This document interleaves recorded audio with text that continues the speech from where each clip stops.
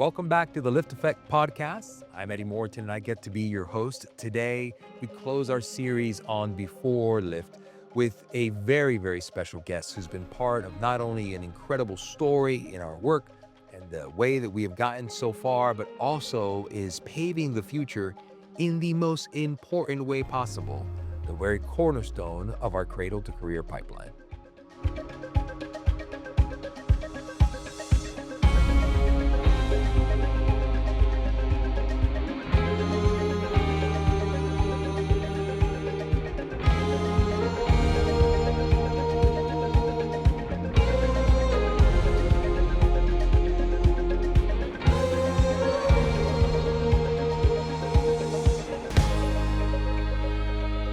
Today's guest is the director of our AdventHealth West Lakes Early Learning Center, a very, very special organization that is part of the ecosystem of opportunities here in the communities of West Lakes that would not have been possible without incredible partners willing to think way outside of the box about what it would take to create a solid foundation for all of our children to be able to thrive. Alfreda Clark has been serving in this role for now over 6 years and is a great example of the kinds of talent that you will find in the community if you will stick around long enough to get to know the people that live there, to understand who are the folks that have broad shoulders and hearts full of passion and are willing to do the hard work it takes to bring about positive change. She was constantly on my radar, and I was always a little eager to find opportunities for her to collaborate with the work.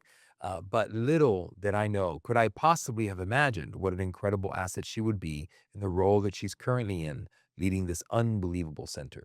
You'll hear from her stories of her own upbringing, of how this community embraced her as a newer member within it, and how she came to not only call it home, but make it the mission field of her gifts and service, and a closing encouragement about how you can show up for the opportunities that best leverage your talents, gifts, and calling to make a positive difference in the world and in the community that you call home. I'm so eager for you to hear her story.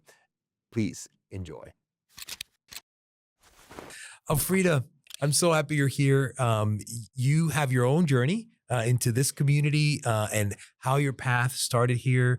Tell me a little bit about you and your background and maybe some of the early examples that inspired you to live a life of service. Yes, sure. It is definitely an honor and a privilege to be here alongside Miss Margaret. When you say someone who shows up for everything and puts her best effort and her best foot forward, I just can also confirm that is my experience with her every step of the way. Yes, I was born and raised in Detroit, Michigan, and primarily by my mom and my grandparents. So I just always have had family, the sense of family around. And I grew up on a block that had children up and down the street. So in terms of riding our bikes, walking to school, going to Mr. Sanders' store in order to get penny candy, because penny candy used to be a thing, and just enjoying, just waiting for the summer so you can have those days. And then when the street lights came on, everybody's mom was calling you in. So you kind of knew that was the end of your day. Very, very involved in church. My family was from a CME church. And so I was very active in the choir, had to be on the usher board. If I was late from coming from Sunday school into the main service, my grandfather was signaled to go and find me. And so anytime I saw him in the hallway, I knew, goodness, I got to get going. So just a sense of family by being in community, a sense of family, just the extended family component, and just knowing that community is a place where you can fulfill a lot of these, the family feeling, the feeling of someone who's checking on you, counting on you, looking for you. I also, so I went from elementary school through high school in Detroit. When I graduated, I went to Michigan State University. That happened to be the college that many of my cousins went to. So when I was at Michigan State, I probably had 11 cousins that were there at the same time. And so this meant you can pop over to see someone if you needed any advice, any guidance, then you were able to. I was introduced to some cousins that I didn't know that I had. So again, that was another place that felt like legacy My grandfather was a professor at Michigan State. He also, not when I was there, he also led the Black Family Conference in Louisville, Kentucky, when he was there. And so again, just knowing that legacy was a part of it, that you belong there, and that this was a place that was welcoming to you. It just seems like that was a part of my story. It was a thread that I just continued to follow. Where is connection? Where is legacy? What is intentionality?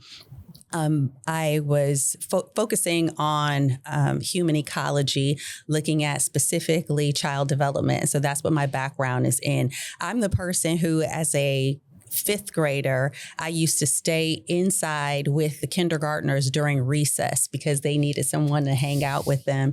And so I've always had a love for children. When it comes to being at a dinner party with adults, I'm looking for, are there children there? And if they are, you're going to find me in a corner with them having a conversation and not really indulging with the adults, but just wanting to see those little faces and hear those little hearts and listen to what those little minds are saying. So I've always had, I feel like I was am a child whisperer. My name, Alfreda, means wise counsel of the elves.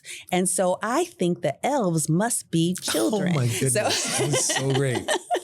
That's wild. So always just in love with being around children. I moved to...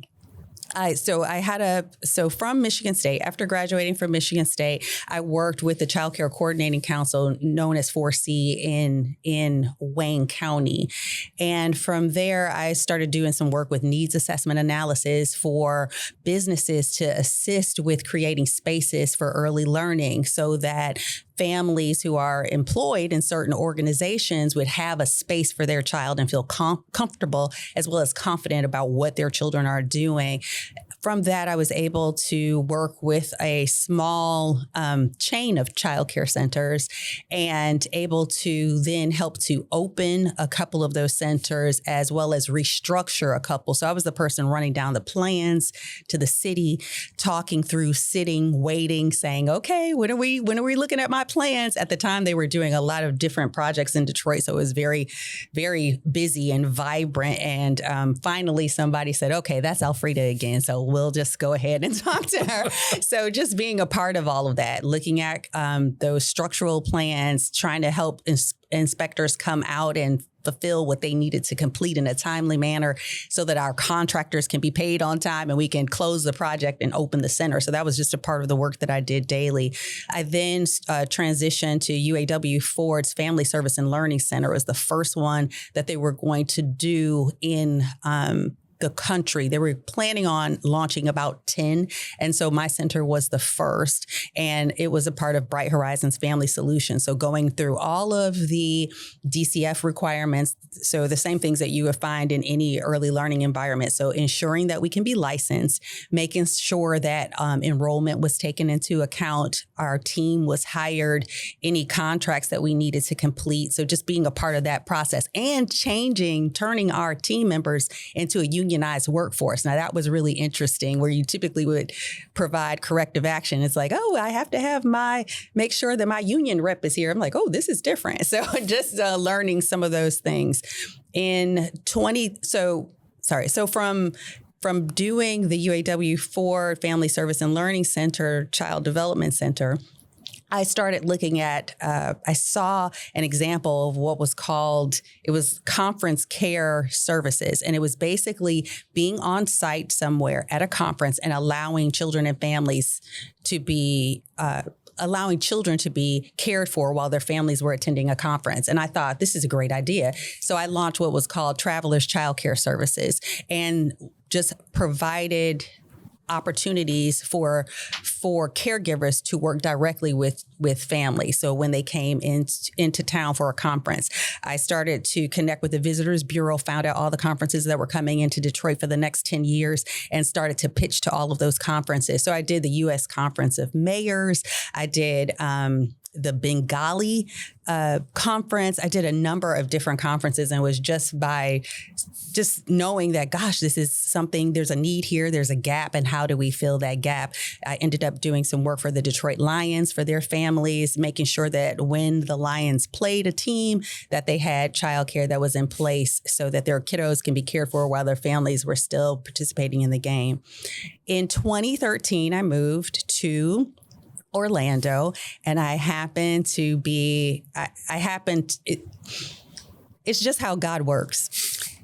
He puts you in the place that you're supposed to be in, and you don't even realize how he is moving things and constructing and organizing just for you.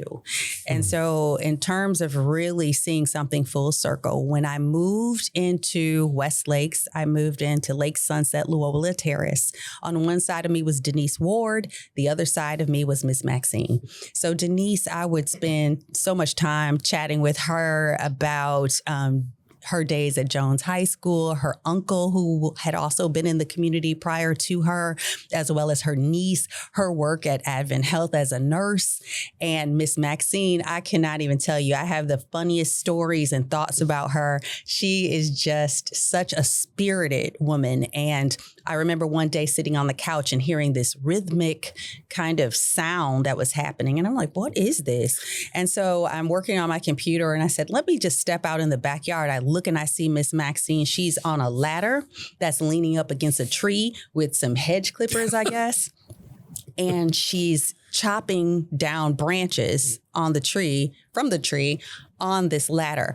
And so I say to her, Miss Maxine, because I'm concerned. I'm like, Miss Maxine, what are you doing? Let me put on some boots and I'm going to come out there and help you. And she said, oh no, you just stay on in there and work on the computer.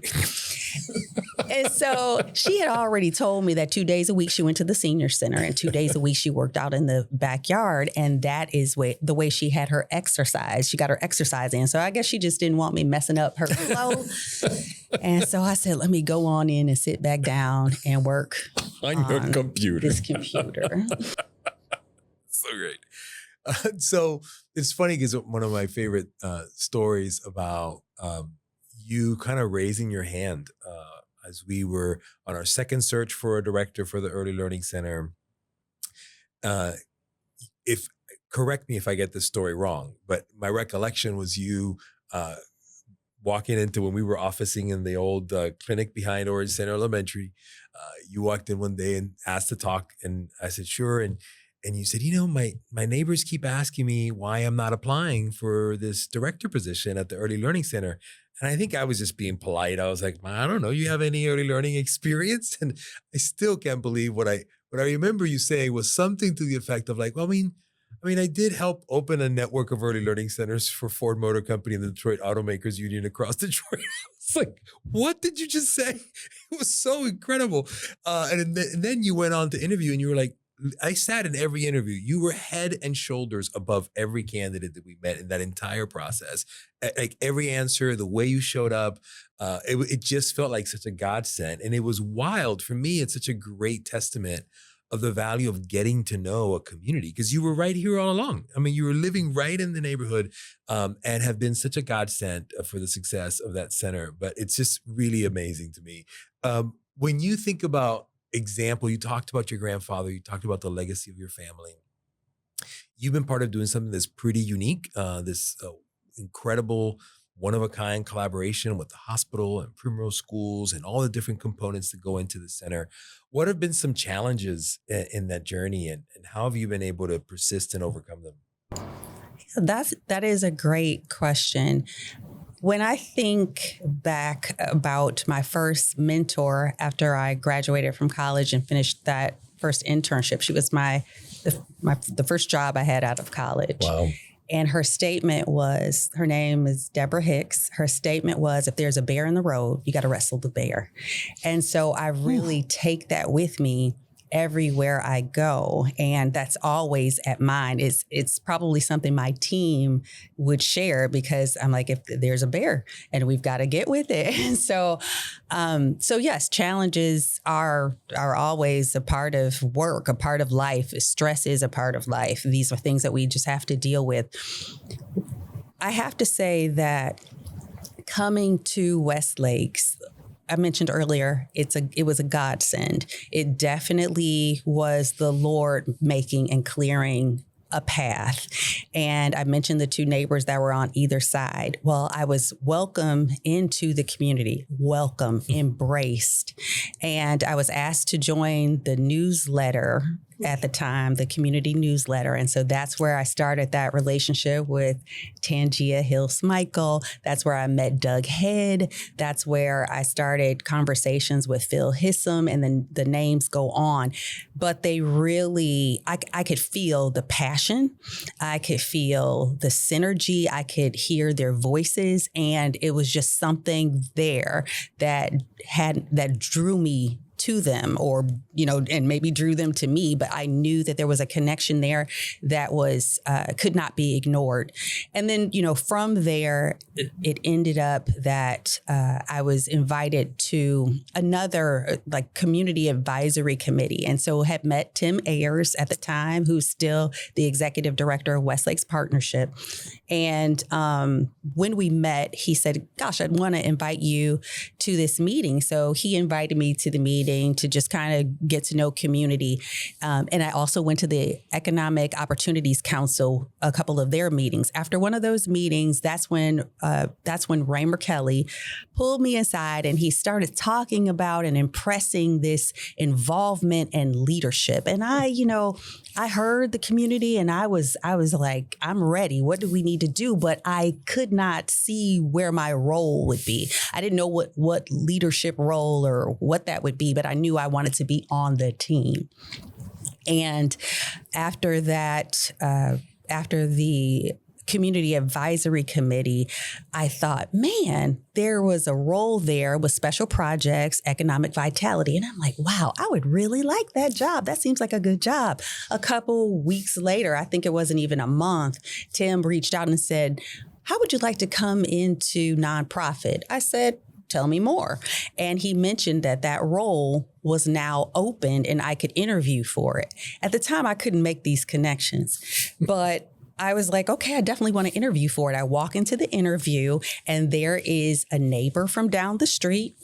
There is a family friend from a family, the family that I was connected to, who I also had a relationship with. There was a person who was in the role, and another resident who I had done some work with. And again, the synergy and the feeling, the vibrance of it all, it just made sense. During that role, I wasn't in that role, 6 or 7 months as special projects and economic vitality, but we had so many late nights, meaning the community.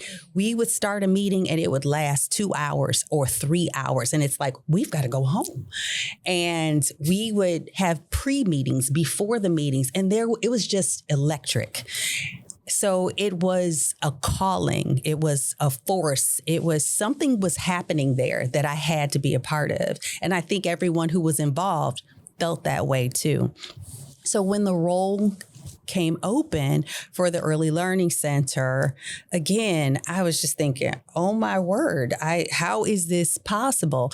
And it was Miss Shirley Bradley who turned around in a meeting and she says, doesn't Alfreda have something in early learning?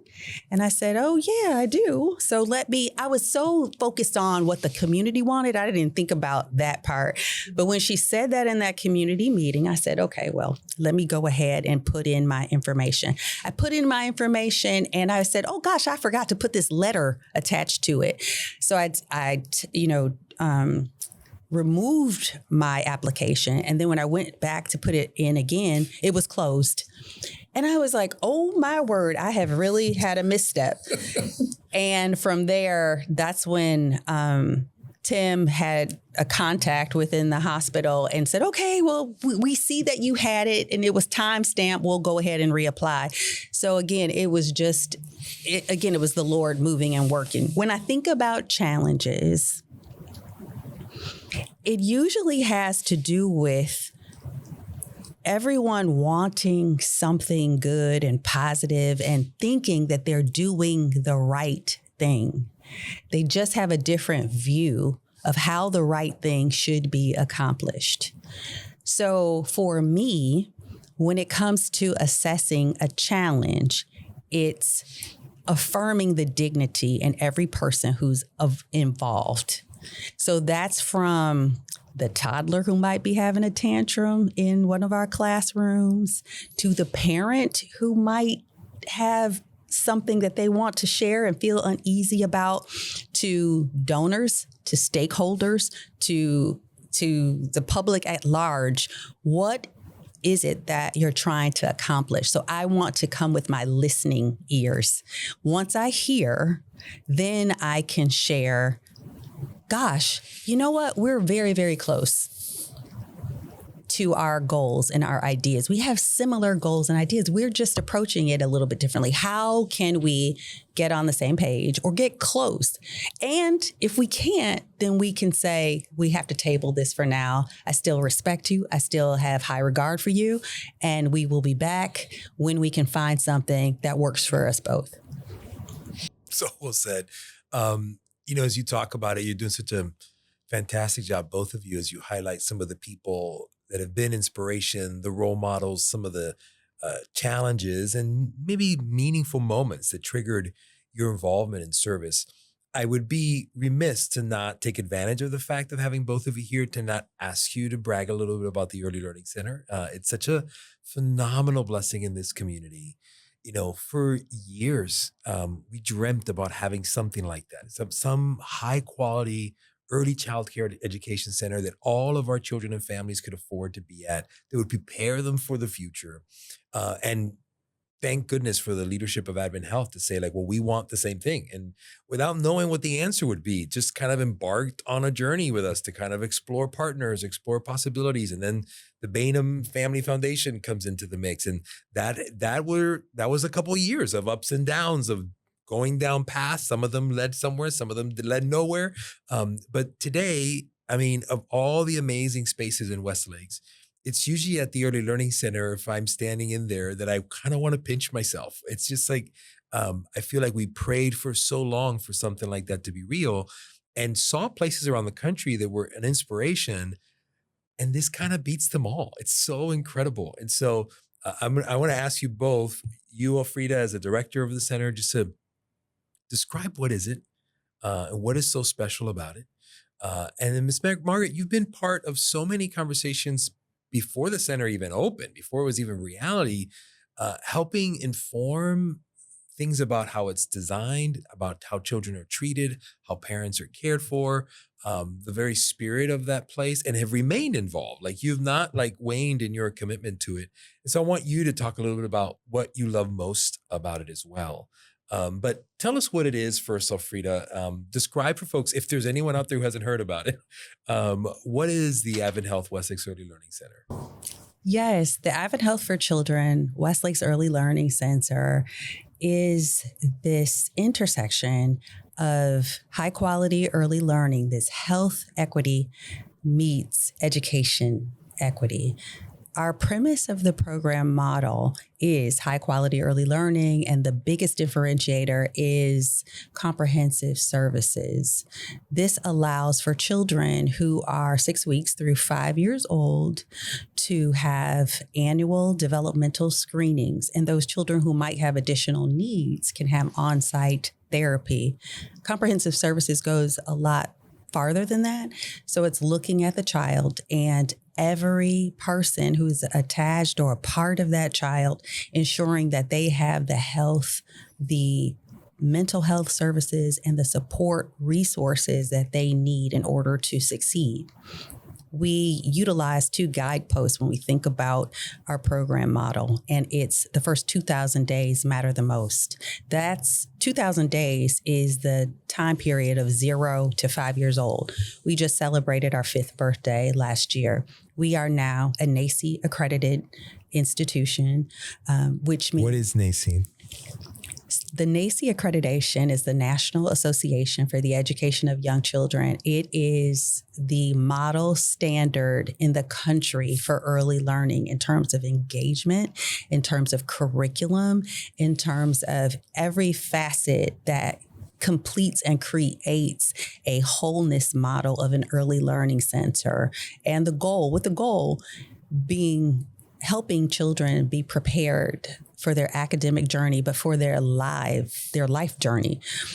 So providing children and families with respect, with dignity, and with all of the resources and support that they could ask for. We're very, very proud of that accomplishment. Our entire team took their time and made sure that they poured themselves into that work. We also, in the past 5 years, were able to obtain the highest class assessment score. That is a requirement for anyone who is providing school readiness services to children and VPK services for children. And that score was 6.14. That allows for higher reimbursement for tuition for families who are in need of support, as well as, again, looking at our program as a model standard. Again, these things are things that our entire team has been a part of, that from our hospital leadership to even our little kiddos playing a part.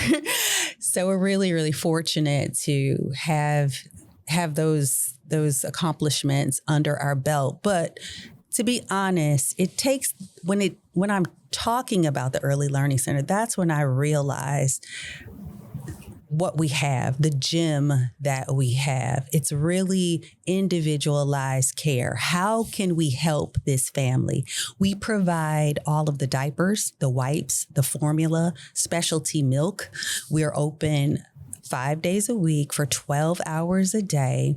We ensure that 2 meals and 3 snacks are available for children. We have partnerships with the Orlando Science Center, with the Orange County Public Library, with Orlando Family Stage.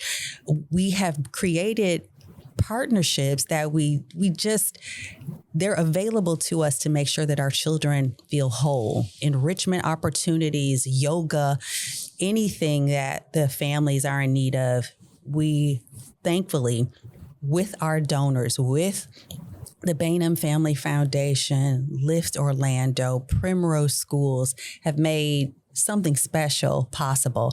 And our work reaches out of our 4 walls. It has always been the intention of those founding partners to determine how we can support the other early learning centers in our immediate area. And we started that by providing screenings for the children who are from the other 18 early learning centers. And through the 32805 collaborative, that's early learning collaborative, that's led by Lift Orlando, we're able to provide training to those providers, those owners and operators of smaller individually owned programs, and to continue a connection, a sisterhood, to be a one-stop shop for whatever their needs are. So providing some of those centers with diapers, providing some of those centers with other supports and resources, and ensuring that early learning is an intentional practice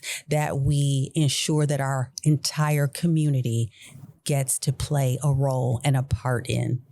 Yeah, it is so amazing. Not only what's happening within the walls, but like you said, the ripple effect across the neighborhood. One of the coolest things about the center, and you're a big reason for this, as is Miss Margaret, is that it is a place that is not only connecting with parents of the children, but it is embraced by the whole neighborhood, whether, it's Black History Month or a parade or whatever activity you do. There's no absence of neighbors and local leaders wanting to roll up their sleeves and play a part there. Alfreda, what would you say? What would you wish more people knew about this neighborhood that may not be obvious to them today? The neighborhood is really founded upon a lot of different principles. I think of the communities as a lighthouse. It is not moving. It is not going anywhere. And what is there is valuable and is to be nurtured and is to be seen.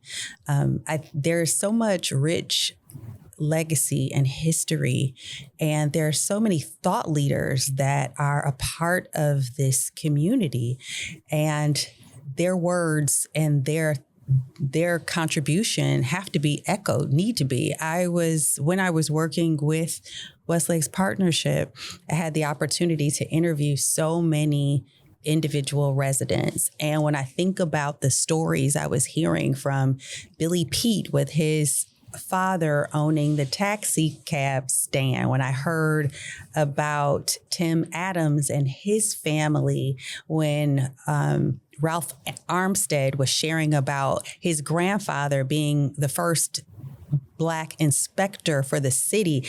It's just, there are so many voices here.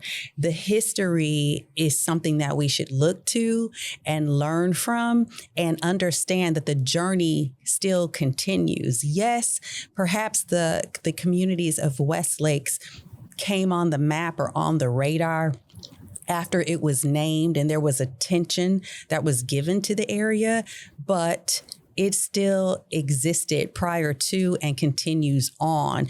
Just like it takes so much fuel and energy to start a rocket launch. And that is that initial kind of piece of the forming of Westlakes, everyone coming together for a common purpose and saying, let's put all we can into it. And yes, it takes a lot of energy and fuel to get that rocket off, but it is still coasting, it is still going. And do not think that silence or absence means that the community is not looking, not watching, and not waiting.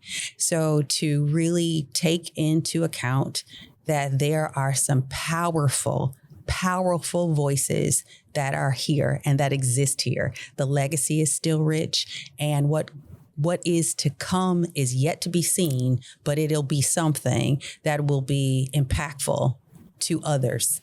It's so true. When you think about what you look forward to for the future, for this community, for the work that you're doing?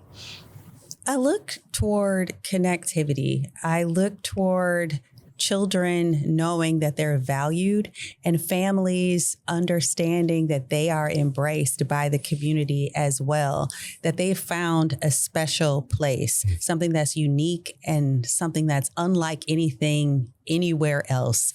When I think about the families that we have an opportunity to have touch points with, we let them know that there is always space for you. You have graduated, you are now an alumni, but you have never left the AdventHealth for Children's Westlake's Early Learning Center. So if that means you need help filling out an application, or you're wondering what school to choose, or you have something going on that within your family that doesn't have anything to do with your child, we are still here for you. And so I am hoping that all of the initiatives that are created within Westlakes have that same kind of approach. Just because you're not with us in terms of daily, you are still always a part of us, and all you have to do is call. I know, me being a part of the community myself, I had at least 30 people I could call at any time. There was once I didn't know what it was. It was a dead something in my garage, and all I did was call one of the neighbors, and it was like, you know what, that's a possum. Let me come over there because that's a baby possum. The mama's somewhere else.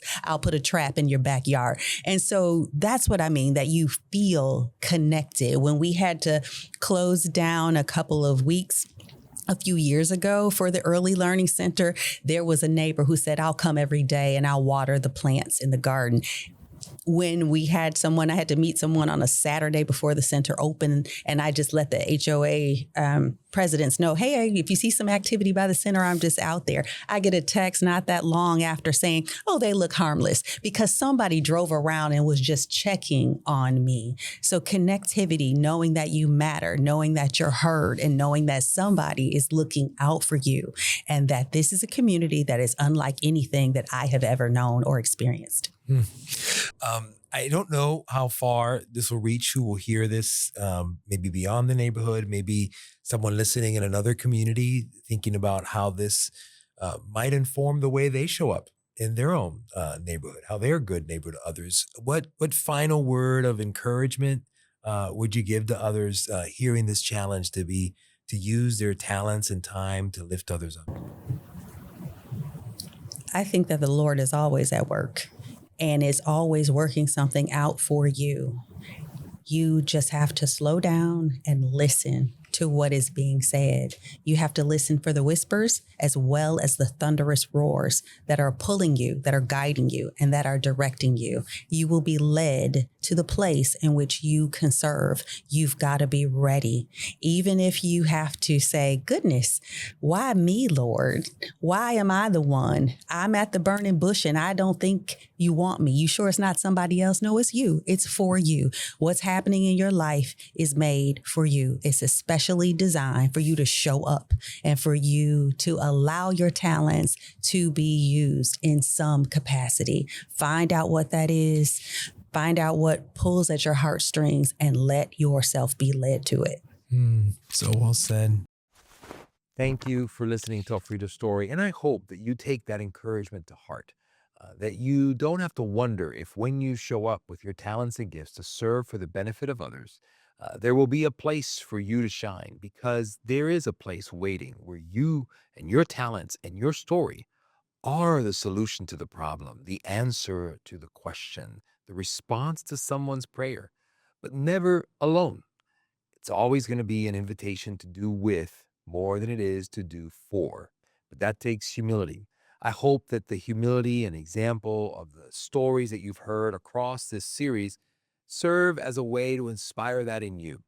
Whether you are coming alongside a community in service, know that there are leaders there that have already been working to make their community better.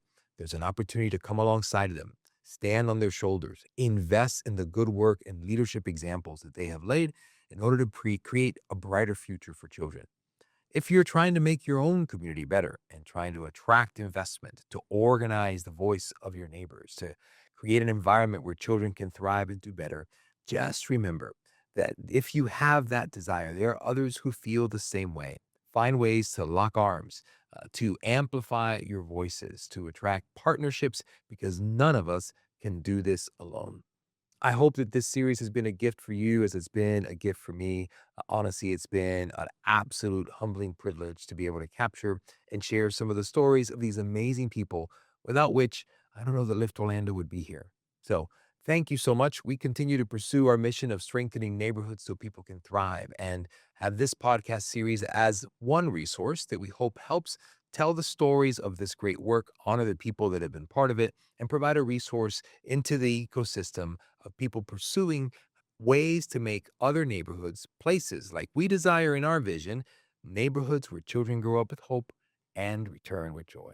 See you soon. Don't forget to please comment, let us know what you think. Don't forget to subscribe, like, and share.